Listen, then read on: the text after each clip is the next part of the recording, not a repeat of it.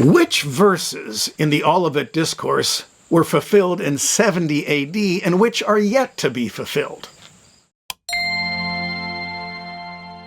Hi, welcome to today's little lesson, and thank you so very much for joining me once again. We've been talking about the end times on the previous 3 little lessons, and specifically examining an eschatology known as Preterism. Full Preterism views all of prophecy in Scripture fulfilled by 70 AD. Then you have versions of partial Preterism, which would adhere to the fact that most of the prophetic scriptures in the Bible have been fulfilled. Like, for example, a full preterist would say all of Revelation has been fulfilled. Jesus came back in 70 AD. There was a resurrection of the dead, and we're now living in the new heavens and the new earth. Well, you obviously have to, really take a lot of scripture very figuratively to come to that conclusion, but the full preterists have done that. And then partial preterists would say, well, most of the book of Revelation has been fulfilled, but maybe 3 out of the last 4 chapters are yet to be fulfilled. They're still looking for a future, return of Jesus and the setting up of his kingdom. But all preterists would, I say, for the most part, I believe that the Olivet Discourse was completely fulfilled by 70 AD.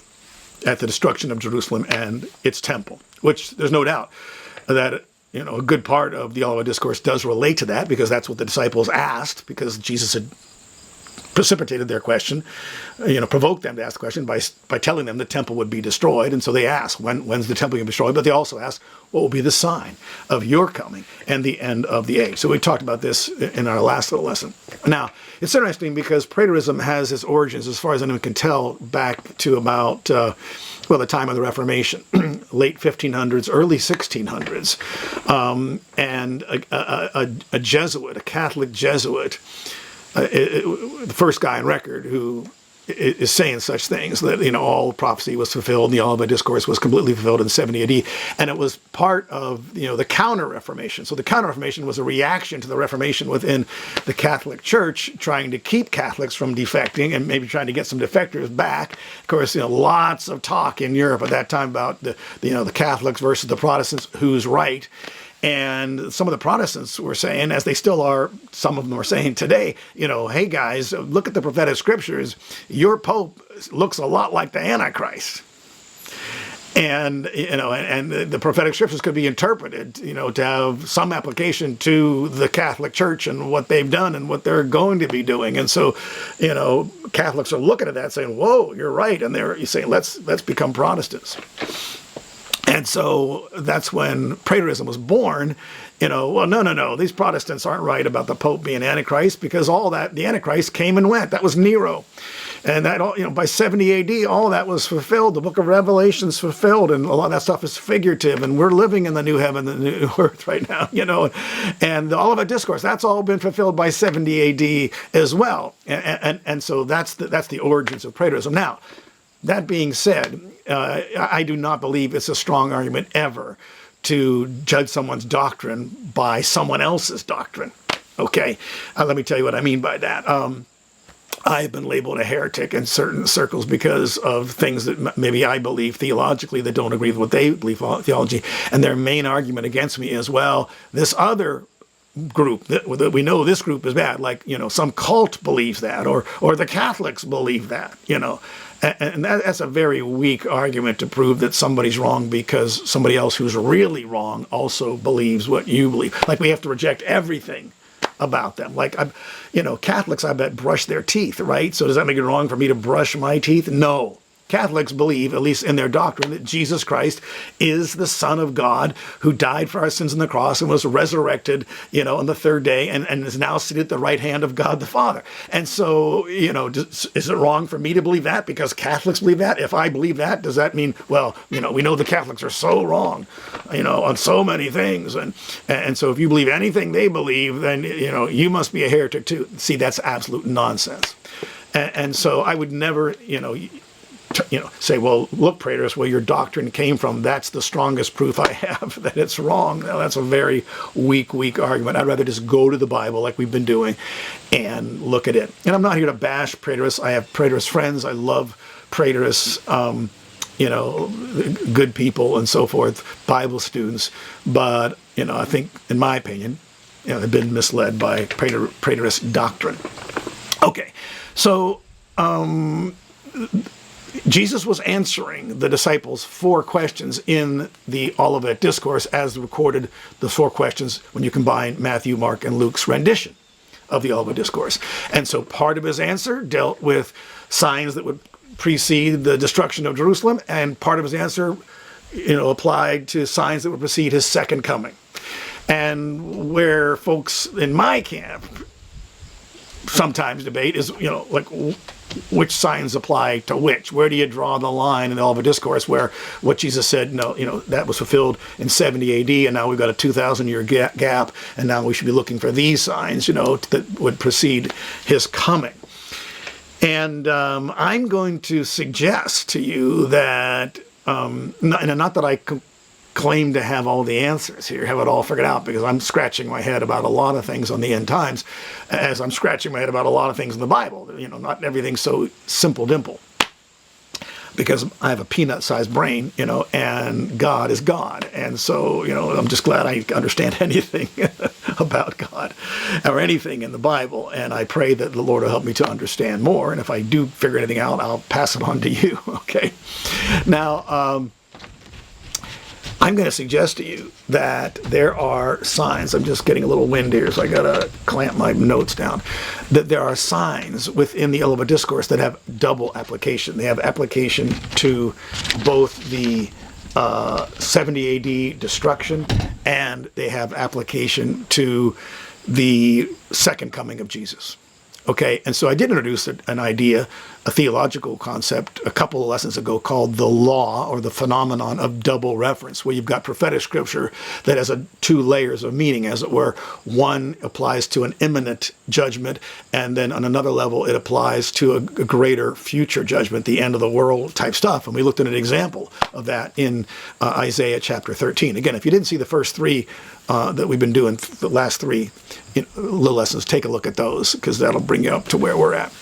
But on this little lesson, I want to look at what I think is the best example that lends credibility to my thesis that some of the signs that Jesus gave that would precede the destruction of Jerusalem are the same signs that would precede his second coming. So they're not identical, but there is some overlap there. And so there's not a clear line of demarcation in every case where each sign that Jesus gave applies to one or the other.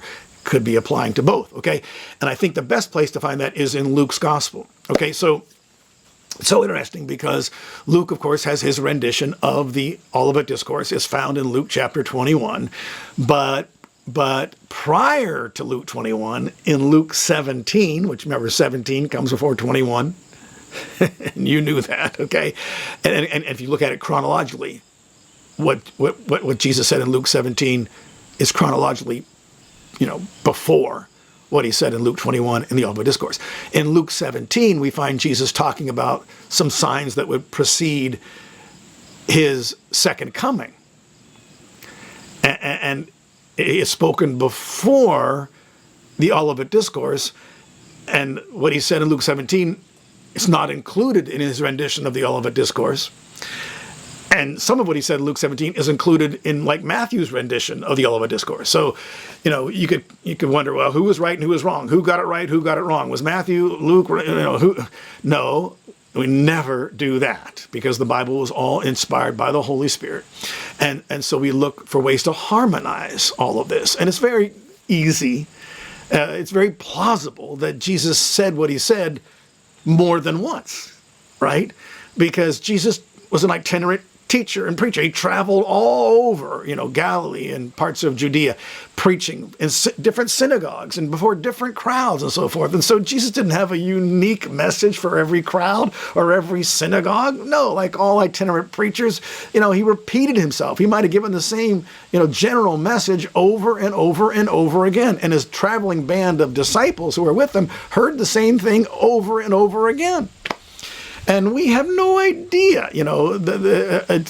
as far as what transpired in all the conversations that Jesus had with his disciples or all the sermons he gave. There's no way that could ever have been, the world itself wouldn't contain the books if we had a record of every conversation that Jesus had just with his disciples and plus all of his sermons. So they were inspired to give us the important parts, but it's a very truncated, version of 3.5 years of Jesus talking every day, for probably hours at a time and having conversations with his disciples.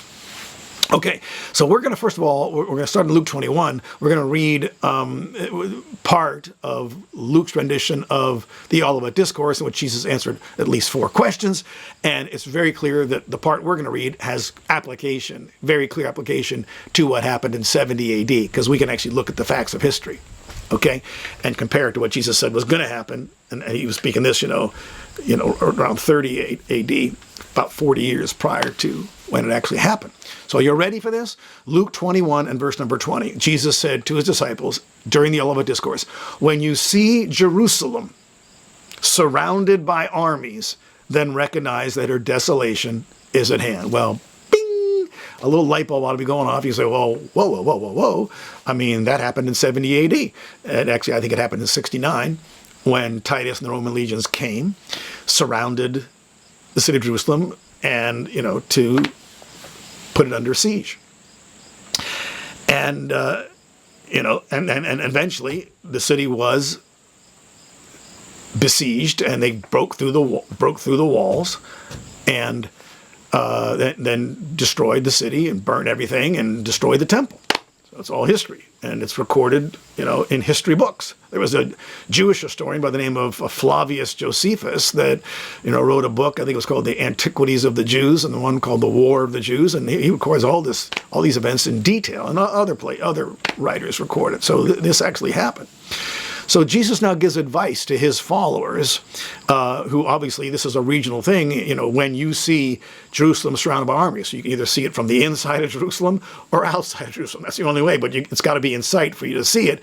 And Jesus said, then let those who are in Judea. What's Judea? Judea is the geographical region around Jerusalem. Jerusalem is in, part of Judea. That'd be southern Israel. Northern Israel was Galilee. So those who are in Judea, so they can see if they're outside Jerusalem surrounded by armies. They, of course, would know when the armies came through, and defeated and overthrew, captured, I should say, other towns and villages in Judea, and they made their way to Jerusalem, the big capital city with the big wall.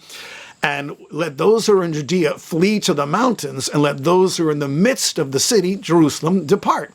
And let not those who are in the country enter the city. Okay, so this is all local, regional. It's all about Jerusalem to the wider extent, Judea. And Jesus gives instructions. When you see this, get out of town and don't go into town and get to the mountains. So the question is asked, well, how did, if they waited till they were surrounded, how'd they get out? And there are 2 theories about that. One, and I read this somewhere, I wish I knew the source of it. If you know the source, you can maybe tell me. But that they say that Jerusalem was initially surrounded by the Roman legions, but then for some reason they had to depart temporarily to go fight somewhere else or take care of something else, and then they returned back. And during their absence, that gave a window for people who knew what Jesus instructed them to do to get out and spare their lives. And so if that was the case, or any Christian who followed this advice saved their life. Okay, it happened. Obviously, if you said flee to the mountains, it would be possible for them to flee the mountains. Now, if the city remains surrounded and they escaped, how did they ever get to the mountains? Would the, surrounding army have allowed them to go through their ranks? You'd think they would be taking them captive.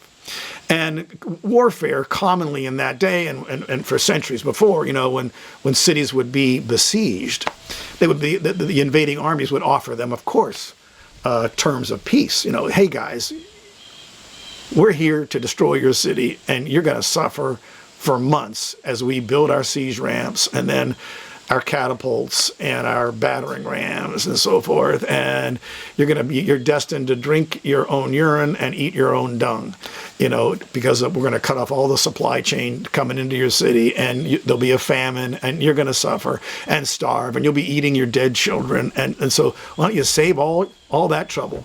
And, why don't we just settle this right now? And I'm having a little trouble with the wind here, so I'm adjusting my notes. Okay. Save all that trouble and just surrender. We're offering you terms of peace. Come out of the city and we'll spare your lives. No one's going to die, and we are going to deport you and take you, and we'll use you as our slaves somewhere else. And of course, and when they offer those terms of peace, then there'd be debate and there'd be disagreement within the inhabitants of the city. Should we surrender or shall we fight? Can we win this thing? Can we outlast these guys?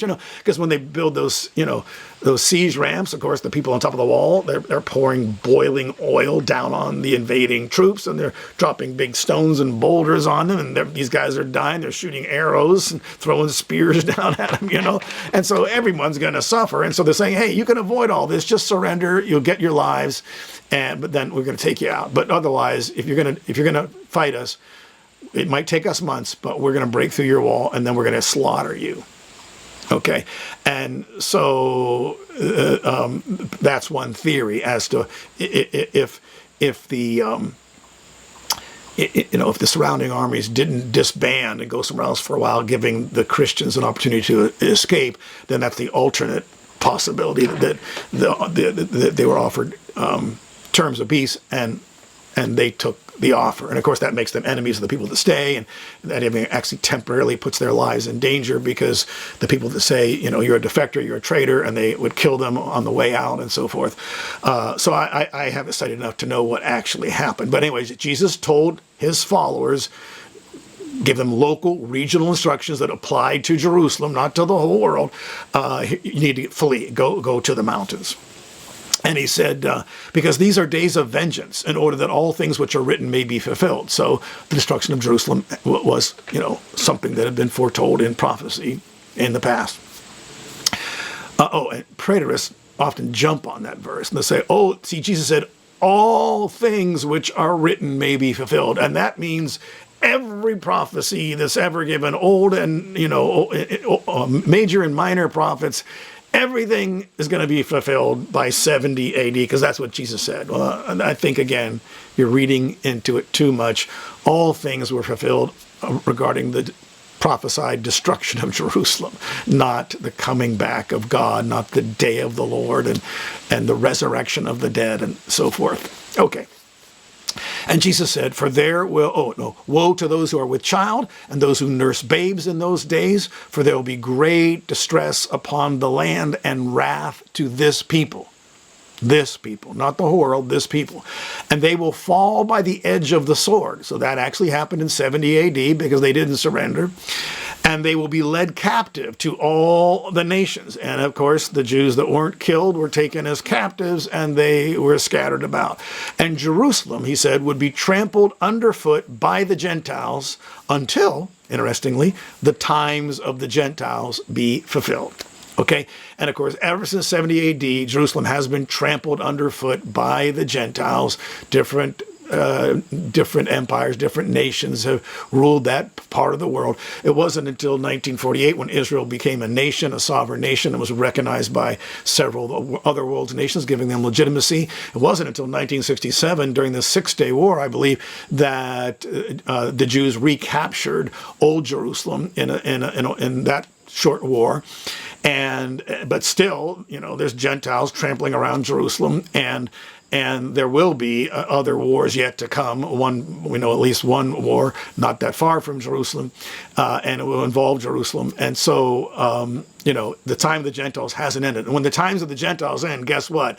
That means it's the time of the Jews from then on, okay? Because Jesus will rule and reign in Jerusalem, and Israel will be exalted above all the other nations. The nations will stream through it and bring their wealth. They'll come to see Jesus. He will render decisions for distant and mighty nations. He'll be ruling with a rod of iron. He'll rule for 1,000 years, we know, and then on to the eternal state and so forth. And so that's the times of the Gentiles is over then. When people say, "Oh, since 1967, the times of the Gentiles has been over," no, no. Okay. Now that clearly was all fulfilled in 70 AD, and it was regional instructions for people in that region, and that was part of the Olivet Discourse. Jesus answering their first two questions. When will these things be? What will be the sign when these things are about to take place? That's what Luke and Mark said. They asked him. And so now we're going to go chronologically back in time to Luke chapter 17 when Jesus talked about his second coming. And I want you to see how there's similar instructions. Okay. Verse number 22, and Jesus said to his disciples, the days shall come when you will long to see one of the days of the Son of Man, and you will not see it. So clearly, Jesus would be absent. He's talking about a time when he would be absent. And they'd be wishing he wouldn't be absent. And so then Jesus said, and they will say to you, look there, look here. And Jesus said, do not go away and do not run after them. This is very similar to what we read, in Matthew about false Christs would arise, and different people would say, "Oh, the Christ is over here, the Christ is over there." And Jesus says, "No, that's not how I'm coming." And he said, "For just as the lightning, when it flashes out of one part of the sky, shines to another part of the sky, so will the Son of Man be in his day. But first he must suffer many things and be rejected by this generation. And just as happened in the days of Noah, so it shall be in the days of the Son of Man. They were eating, they were drinking, they were marrying, they were being given in marriage until the day that Noah entered the ark, and the flood came and destroyed them all." So, that one was a worldwide destruction. But he's talking about, there's going to be a big destruction coming. That's the general gist of it. Just like in the days of Noah. People are not going to be ready for it. And this big divine judgment is going to come upon them. It was the same as happened in the days of Lot. They were eating, they were drinking, they were buying, they were selling, Jesus said. And they were planting, they were building. But on the day that Lot went out from Sodom, it rained fire and brimstone from heaven and destroyed them all. It will be just the same on the day that, listen to this, the Son of Man is revealed. So now we're talking about Jesus, after being absent, coming back. And there's going to be a judgment, but there's also going to be an escape, a protection. Well, that's what Paul wrote to the Thessalonians. The day is coming when you're going to be delivered, when Jesus comes back in retribution and flaming fire and pours out a judgment upon the wicked, but that's when you're going to escape. That's the rapture, folks, okay? And it destroyed them all. It will be just the same on the day when the Son of Man on the day is revealed. Now listen to this. This is the whole reason that we're reading this, to get to this part. On that day, let not the one who is on the housetop and whose goods are in the house go down and take them away. And likewise, let not the one who is in the field turn back. Remember, that's why this is not regional. This is not local. This has nothing to do with Jerusalem. This can apply to anybody who's on a rooftop anywhere, out in the field anywhere. When Jesus comes back, you need to do something and not hesitate and run and flee. Now you say, well, why do you need to flee if Jesus is coming back right then? Well, he's not coming back immediately. That's still a little ways off, and there is some element of danger that will exist, and you need to follow Jesus's instructions if they apply to, if you're around at that time, okay? Remember Lot's wife. Whoever seeks to keep his life shall lose it. Whoever loses his life shall preserve it. I tell you that On that night, there'll be two men in one bed. One will be taken, the other will be left. There'll be two women grinding in the same place. One will be taken, the other will be left. Two men will be in the field. One will be taken, the other will be left. Now, that is a bit cryptic to us because the message is that, there's going to be people in very close proximity. So how does that relate to the people who understood what Jesus said, running? And that's a whole nother subject in itself, I suppose, and that's not what I wanted to actually get into in this little lesson.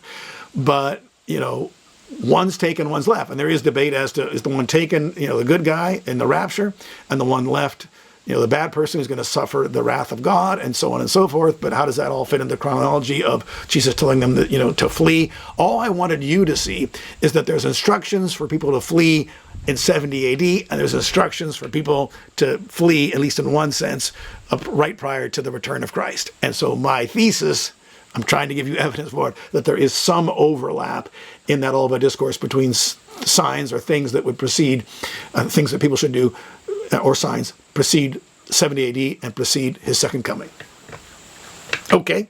I don't know how interesting that was to you and if that helps you a whole lot. But as you read the Olivet Discourse, and if you're interested in these things, you can read it in three places. Matthew 24, along with Matthew 25, but mostly 24. Mark 13 and Luke 21. But don't forget to read what we have just read, Luke 17. Okay, that's where it starts to get very interesting as you try to fit all the pieces together. And I'm not claiming that I have succeeded at putting all the pieces together yet. Okay, all right. Great spending time with you talking about these things. Next time we'll look at maybe some of the preterist proof texts. Jesus said, this generation will not pass away till all these things take place. Well, that sounds like, it's all going to happen before 70 AD.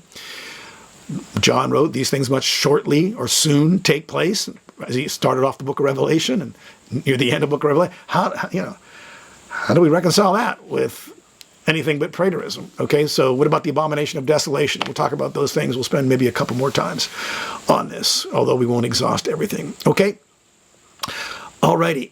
I hope that you'll avail yourself to our ministry to an even greater degree by taking a visit at davidservant.com. We've got lots and lots of good biblical content for your spiritual edification that's all free. I often mention the fact that there are books there for free that I've written. There are articles. There are devotionals. And it's all, you can sign up for them. They'll come automatically in your inbox. A lot of good stuff to help you in your walk with the Lord. Okay, until next time. May the Lord continue to bless you.